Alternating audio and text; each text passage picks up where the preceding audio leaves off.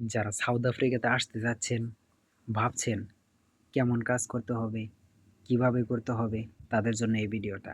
কেমন কাজ করতে হবে? এই তো দেখতে পাচ্ছেন এখানে কিন্তু ভিউজ অনেক আইটেমের।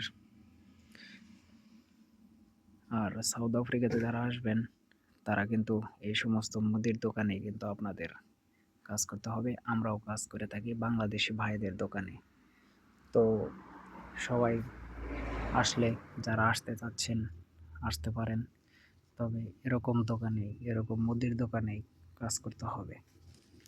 এগুলো আমাদের মাথায় রাখতে হবে। এই তো দেখতেই পাচ্ছেন এগুলো হচ্ছে এনার্জি ড্রিঙ্ক। এই সমস্ত জিনিস ফ্রিজে প্যাকিং করতে হবে। আর অবশ্যই কিছু ইংরেজি ভাষাটা শিখে আসা অত্যন্ত জরুরি দরকার। কারণ ইংরেজি ভাষাটার অনেক গুরুত্বপূর্ণ।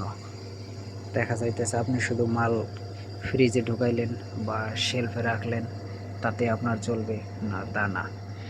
আপনার জিনিসগুলোর নাম জানতে হবে, নাম পড়তে হবে। কারণ যদি না পড়তে পারেন তাহলেও কিন্তু সমস্যা।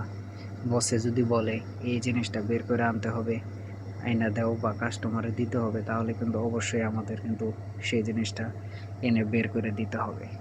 দেখতে পাচ্ছেন আসলে আইটেমের শেষ নাই।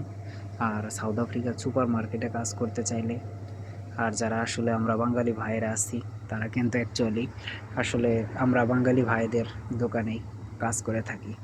যারা সফল, যাদের ব্যবসা বাণিজ্য আছে, তাদের তো আছেই, তাদের দোকানে আমরা কাজকর্ম করে থাকি। আর এই তো হচ্ছে এই প্রোডাক্টগুলো। এখানে অনেক কফি বা কাপাচিনো, হাগিনা মাগ, মিল্ক আছে, চিনি, এই তো এগুলো হচ্ছে ব্রেড। তো অনেক কিছুই তো একবারে সম্ভব না। তো আস্তে আস্তে সব কিছুই নলেজে নেওয়া সম্ভব, জ্ঞান করা আস্তে আস্তে শেখা যাবে। অনেক মূর্খ মানুষ হয়ে সে কাজ করে খাচ্ছে, কিন্তু এগুলোর পেছনে অনেক শ্রম দিতে হবে, খুব গুরুত্ব দিতে হবে। যে কোনো কাজকেই গুরুত্ব দিলেই তাহলে সফলতা অর্জন করা সম্ভব। তো এটাই আমি বলতে চাই, কেউ কখনো পিছপা হবেন না, কেউ কখনো ধৈর্য হারা হবেন না। ধৈর্য হারা হলে আপনি কাজ শিখতে পারবেন না, কাজ করতে পারবেন না। অবশ্যই ধৈর্যের দরকার যে কোনো কাজের পেছনে। তো সবাই ভালো থাকবেন, আর সবার জন্য দোয়া এবং শুভকামনা রইল। এভাবে এগিয়ে যেতে হবে। সাউথ আফ্রিকা যারা আসতে যাচ্ছেন তাদের জন্য ওয়েলকাম। এই সমস্ত মুদির দোকানেই কাজকর্ম করতে হবে।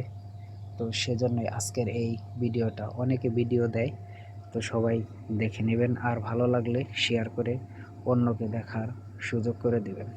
সবাই ভালো থাকবেন। আল্লাহ হাফেজ।